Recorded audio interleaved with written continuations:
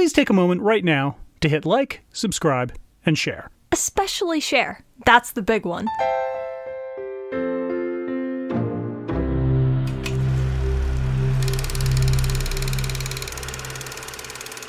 I grew up in a small town in the Ottawa Valley, and one of the downsides was a lack of television channels. We got CBC, CBC French, a local CBC affiliate, CTV, and TVO. If you had a really good roof antenna, you could maybe get Global. Well, we didn't have a roof antenna. The worst was Saturday mornings, where children in larger communities enjoyed all the benefits of wonderful cartoon programming on a Saturday morning. My options were a bit more limited. We got none of the great cartoons from NBC, ABC, CBS, just odd old Canadian shows being rerun. Stuff from the 1960s like Hercules and The Underwater Adventures of Captain Nemo. I enjoyed Rocket Robin Hood, of course, but that wasn't the same as if we had been able to watch Super Friends. CTV had interesting programming on Saturdays, though. Around noon, they would show Laurel and Hardy. And by show Laurel and Hardy, I mean there was this 1-hour television show that packaged old silent Laurel and Hardy shorts and played them over and over. And this was usually a lead into a Saturday afternoon movie that could feature Abbott and Costello, or Francis the Talking Mule. Knowing that I was already into old movies at the time, I would always try to give Laurel and Hardy a watch, but it just didn't resonate with me. I'd seen Charlie Chaplin. I liked him. I'd seen Harold Lloyd. I liked him. But Laurel and Hardy and we never really clicked. And as I learned more about film history and the important role, the incredibly important role that Laurel and Hardy played in the development of film comedy and the debt owed to them by almost every film comedian that has come afterwards, it's substantial. And yet when I go back and watch those shorts, even now, with the benefit of hindsight and wisdom, it still just doesn't really make me laugh. Everyone has different tastes. That's part of what makes being a film buff so much fun. Having that discussion, having that debate, having your favorites. But it's a good lesson that you don't always automatically love everything just because you love old movies.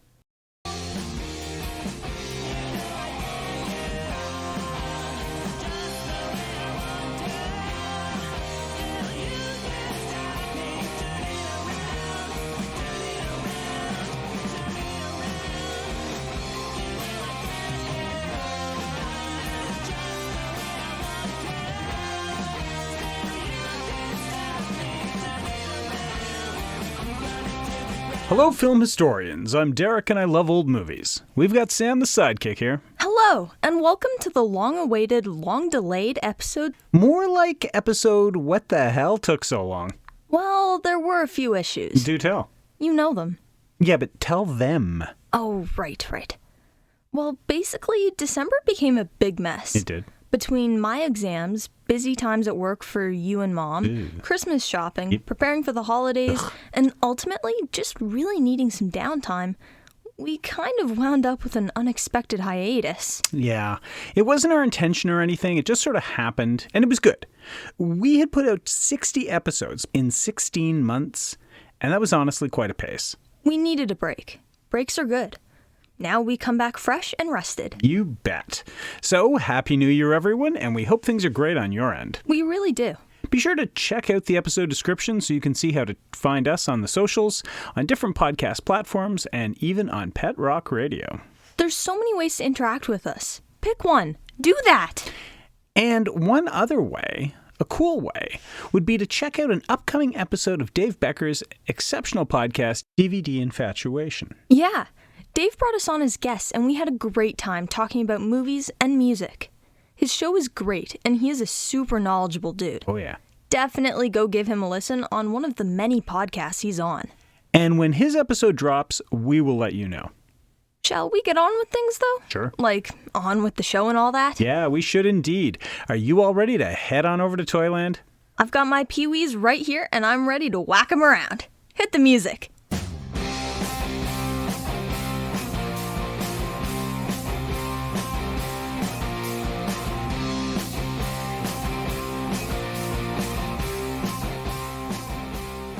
The director of our film is Gus Means. Means first started out as a cartoonist with the Los Angeles Evening Herald. In 1919, he then started editing comedies for Fox Films. Means' directorial debut came about in 1922 with the short Step Forward. He continued to direct only shorts for many years, and in fact, he made more than 100 shorts over the next 12 years, until his first full-length film, March of the Wooden Soldiers, was released in 1934. He went back to making a few more shorts before making his second full film, Kelly II, in 1936. And from then on, Means stuck to longer films such as Nobody's Baby in 1937, Ladies in Distress in 1938, and Scatterbrain in 1940. Ending his career with 147 directorial credits, Means died in 1940 at the age of 47. The writer is Frank Butler. Butler began his film career as an actor while working under producer Hal Roach.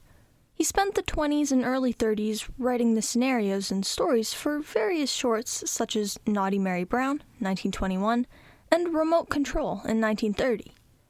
Butler then eventually split from Roach and spent some time freelancing from MGM and Paramount in the 30s. He was fairly active during this time, but slowed down in the 40s, and he wrote the screenplays for films such as Ladies Should Listen in 1934 and Never Say Die in 1939.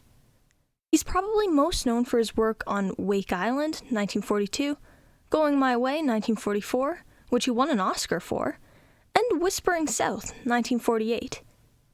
Ending his career with 64 writing credits, Butler died in 1967 at the age of 76. 1927 was quite a year. It saw the first electronic television image transmitted, and it saw the birth of the massively successful comedy duo Laurel and Hardy. We have the legendary Hal Roach to thank for putting Laurel and Hardy together. Both Stanley Laurel and Oliver Hardy were already well experienced. Laurel was born in 1890 to a theatrical family in England, and he began his career on stage. Hardy, born in 1892, was already a popular stage singer and operated his own movie house by his late teens. Hardy was already in Roach's employ when Hal hired Laurel after seeing him in vaudeville. The duo's first silent film together, although they were not yet billed as the team-up we know and love, was 1921's The Lucky Dog.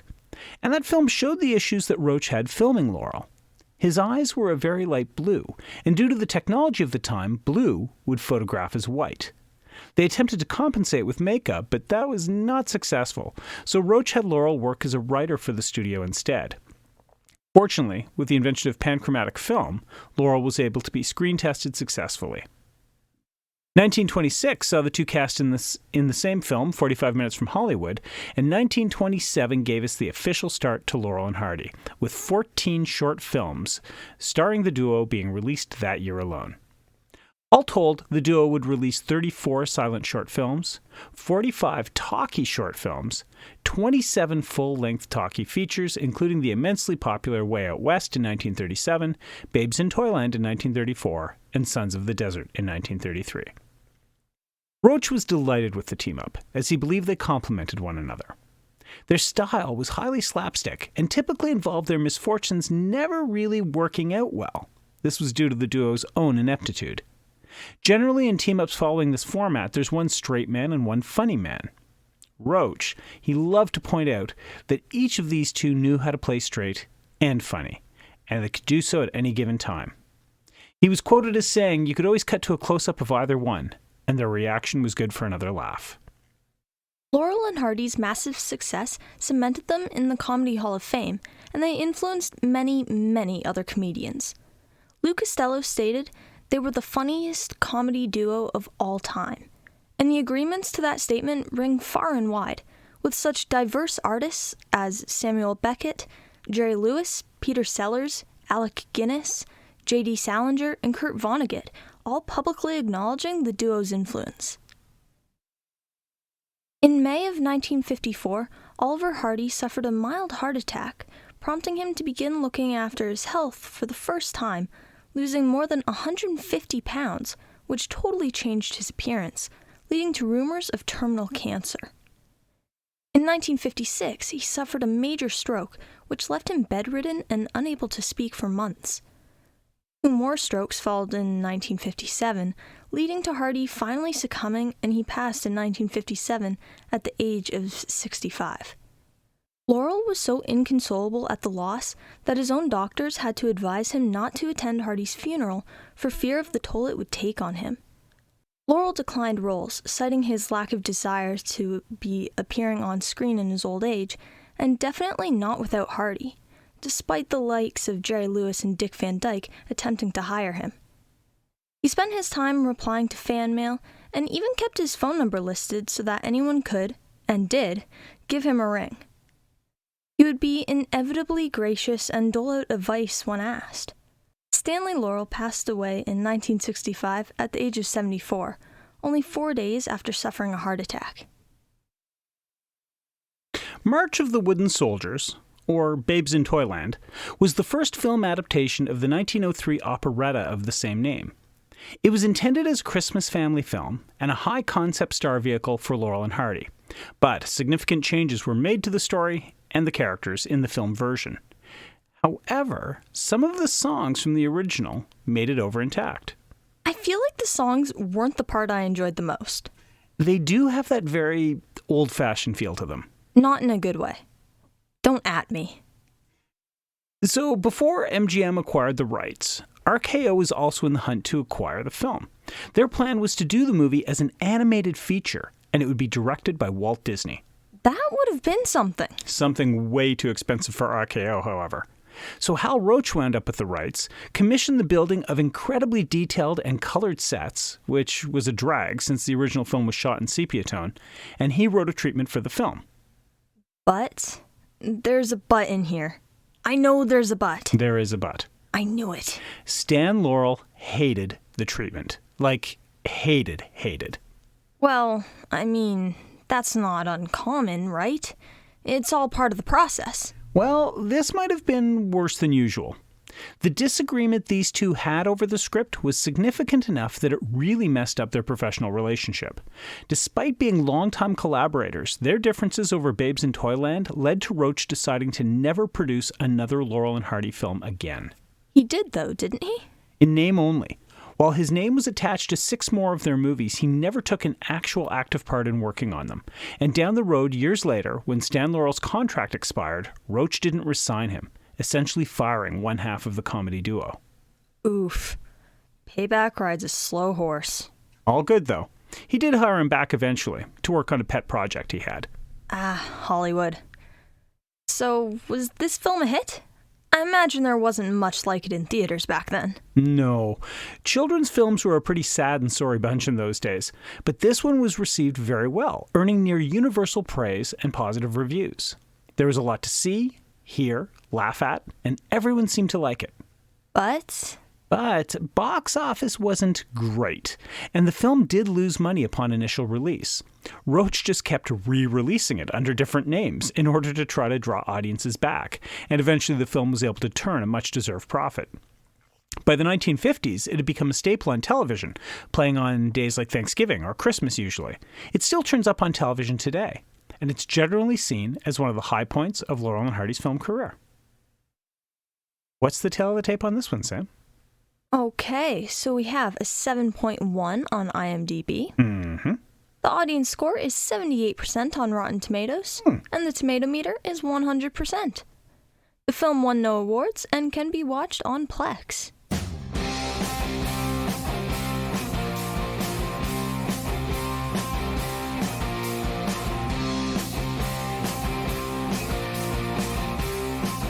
In this fairy tale nursery rhyme version of a 1940s monster rally film, Stanny Dumb and Ollie D live in a shoe with an old lady that is the mother of little Bo Peep. Peep is being pursued by Barnaby.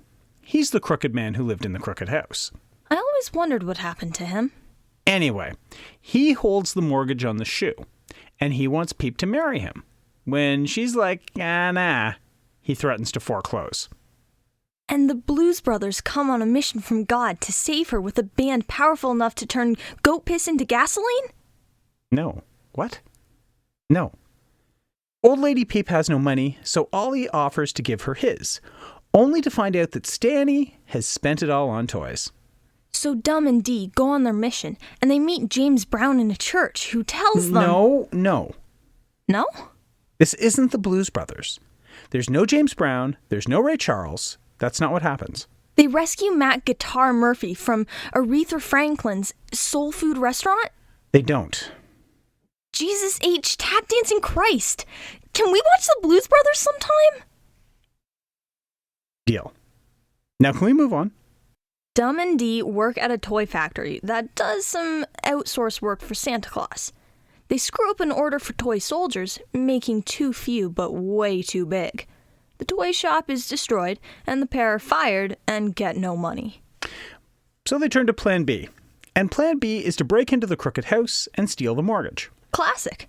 But they get caught and arrested, and they will be sent off to Bogeyland, unless Bo Peep agrees to the marriage. She does, and Dum and Dee are released, and the deal is set. The wedding will happen, and Barnaby will give Peep the mortgage. On to Plan C? Obviously. Ollie gives the bride away, and he receives the wedding gift, the mortgage, on her behalf. Once the mortgage is in his hands, he tears it up, and they reveal that Stanny has impersonated Peep for the wedding ceremony. So, the mortgage is gone, Barnaby is foiled, all is good, the end. No, we're just getting to the good stuff. Barnaby's revenge. Oh, snap. See, Bo Peep has had a true love all along. Tom Tom. Okay there, Sam. Barnaby frames Tom Tom for pig napping, and he is banished to Bogeyland, where no one returns from. Stan and Ollie uncover proof of the framing, and they blow the lid off the whole scheme, which leads to a big hunt for Barnaby, who flees to Bogeyland. But no one returns from there. Why would he go there? And the boys follow him in hot pursuit. Why? No one returns from there. Bo Peep goes to Bogeyland to find Tom Tom and explain everything. Now she's stuck there too, never to return. Barnaby attacks Bo Peep and Tom Tom, and he gets an army of bogeymen to help him. Stan and Ollie help the lovebirds escape, but now Barnaby decides to invade Toyland with his bogeyman army. Barnaby's wrath is incredible, and the hammerstroke falls hardest on Minas Tirith. No, it doesn't. Fine. On Toyland. And the bogeymen look like they will win the fight until Stan and Ollie activate those big wooden soldiers they had made by mistake earlier. The soldiers turn the tide of the battle, and Toyland is saved. The end. That was a fun film. Cute. Perfect for a weekend evening. Shall we pro and con this one? We shall. After you. So as always, we don't actually rate films here on the show. There are no stars. There are no thumbs. We just tell you some things we liked. Some things we didn't. And then recommend whether or not you might enjoy giving this one a watch. Take it away. My pros. Number 1, the overall designs. The sets, the costumes, the masks, the look of this film is ambitious and immersive. This is Wizard of Oz before Wizard of Oz. Some of the costumes look like they stepped right out of a storybook, and some of the outfits, like the pig masks, are so incredibly weird, almost nightmarish. Special shout out to the monkey in the Mickey Mouse costume. Probably the most disturbing thing I've ever seen in a film, and I've seen Todd Browning's Freaks, I've seen Cannibal Holocaust, I've seen the crazy chariot races from the original Ben-Hur. Nope, the rat monkey, that's it. That is the high watermark of cinematic creepfest. Well done. Number 2, the gloriously earnest and hammy acting. Barnaby in particular is just such a caricature. It's also broadly done so that it can appeal to young audiences, but it's still wordy enough not to offend adults. This is the sort of template for the modern day family film, something everyone can enjoy with different levels of accessibility. It doesn't matter if someone is hammy, because everyone is hammy. Number 3, it's cute, it's funny. The hijinks are plenty and all in good humor. There's an innocence to everything that makes it adorable.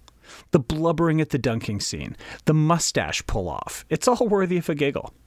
Silas Barnaby is a fine bad guy. He's the sort of dude you love to hate, and he's gleeful in his badness. The film is so cute, right down to a cameo appearance from Santa Claus, that when we get to the end battle with the bogeymen versus the wooden soldiers, it's actually kind of jarring. And it leaves the last gag with the dart cannon falling a bit flat. That battle scene, it's pretty dark. My cons. Number 1, the songs. And leading this film off with that terrible, sappy, maudlin, overwrought, cloying song, the sort of preachy, awful tune that only ever turns up in children or family movies. Regular musicals never get crap like this for the opening number. Or the awful, awful Little Bo Peep Lost Her Sheep song. These songs are tripe, devoid of memorable melodies, and unable to inject anything of value into the film other than to pad out the runtime. Number 2, Oliver Hardy's Hitler mustache and pageboy wig are certainly a look. Yikes. In a film that gets so much right in terms of costume design, Hardy comes across as the wrong kind of ridiculous. 3, so your mileage may vary on various aspects of old movies. We get that. That's sort of the point of our podcast. But I have an admission to make here. Maybe not a good one. But I'm not really into Laurel and Hardy. Specifically, I'm not into Stan Laurel at all. The rubber-faced fake crying, the constant head scratching, the dumb guy act, the little old man movements, and the childlike naivete, it just all adds up into a package that just doesn't work for me in any film I've seen him in. Oliver Hardy I'm down with. The grumpy, silly, straight man is a timeless trope, and Hardy did it well. I was doing some research before the show, and seeing where people ranked Laurel and Hardy in relation to the other comedy teams of the era, and many people put them at the very top. I've never seen why. I still don't. Is it me? In a time before there were family films, Laurel and Hardy made the prototype, filled with songs, eye-catching sets and costumes, a straightforward plot with graspable stakes, perfect villainy, and some genuine laughs. And while the film is filled with many references to beloved storybook characters, it's the end battle scene, when the bogeymen attack and all hell breaks loose, that we have the kind of wild climax that this film sorely needed. It could have gone on longer, but what we get is pretty good. And the colorized version is definitely worth seeing to truly appreciate the wonderful design aspects of this movie.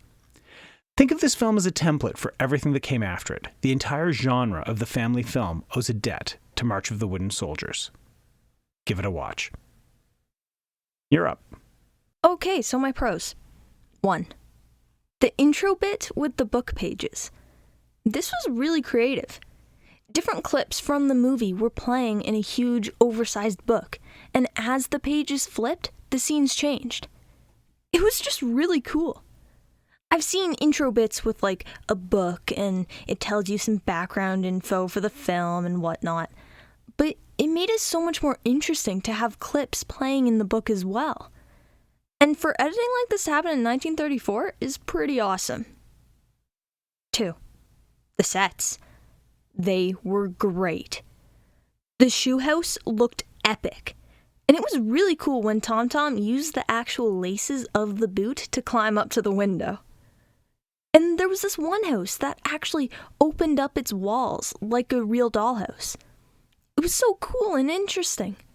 Every house and location were so different, and they were all really well done. 3. The color. Now, don't get me wrong. I am a huge fan of black and white films.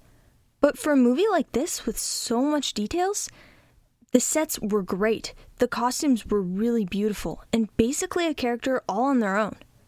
These elements wouldn't have been able to be fully appreciated in black and white. The film thrived in color. Now my cons. 1. The intro song. No, absolutely not. Talk about starting off on a bad note. It was weird and unnecessary. Actually, I feel the same about all the songs in this film. There weren't a huge number of songs, but when they happened, they were long. And they kind of came out of nowhere. Like there was no lead up or anything. It just didn't do anything to enhance the film, and I also don't really like musicals. 2. The monkey. Ugh. Full body chills. So, the monkey was dressed up like Mickey Mouse, even with a mask that went around its entire head. And it would sort of have this bit where it ran around with a person dressed like a cat. What was the point? The fact that Toyland had all these different characters living there was well established. It didn't add anything to the film to have this random monkey dressed as a mouse turn up multiple times. I just ended up feeling really bad for the monkey. It shouldn't have ever been there. 3. Okay, so, I don't know if people are going to be mad at me for this one, but I just have to say it. Laurel and Hardy.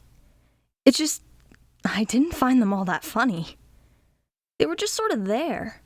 Like, their characters weren't essential to the plot or even conflict of the story. They seemed replaceable. Like they were added into the film just for the sake of it because it's Laurel and Hardy. Maybe I just don't get their humor or their shtick, but I wasn't a huge fan. So, this movie is weird.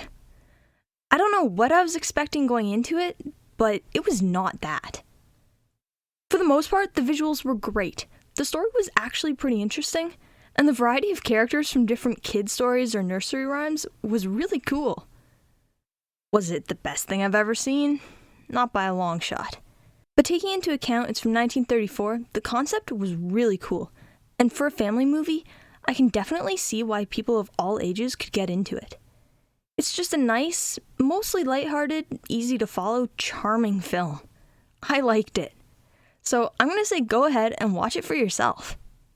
And there we have it. A double watch recommendation with some caveats for Babes in Toyland, or March of the Wooden Soldiers. It was fun to watch a Laurel and Hardy movie. I know they are thought of very highly in terms of the great comedy film teams. So how do you feel they stack up? They're funny in places, I guess. Maybe a bit childish, although that could just be this particular film. I need to see more for sure. I don't put them ahead of the Marx Brothers or Abbott and Costello, but they're way funnier than Martin and Lewis. Fair enough. Okay, so join us in 2 weeks when, well, hopefully, we will be back. But honestly, after that, it might be longer. Preparation for our play is reaching crunch time, so we might be off for a good part of February, but we'll keep you posted. We will indeed. But in the meantime, be sure to watch more movies. And tell everyone about us. We're not a secret, and you don't have to keep us all to yourselves. So tell your friends. Tell your enemies. You never know. They might like sneaking into Bogeyland as much as you do. Maybe even more. For Sam the Sidekick, I'm Derek, and I love old movies.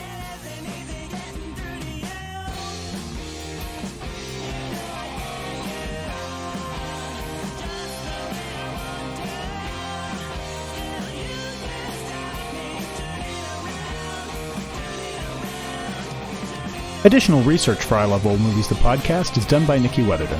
Audio clips come from freefx.co.uk.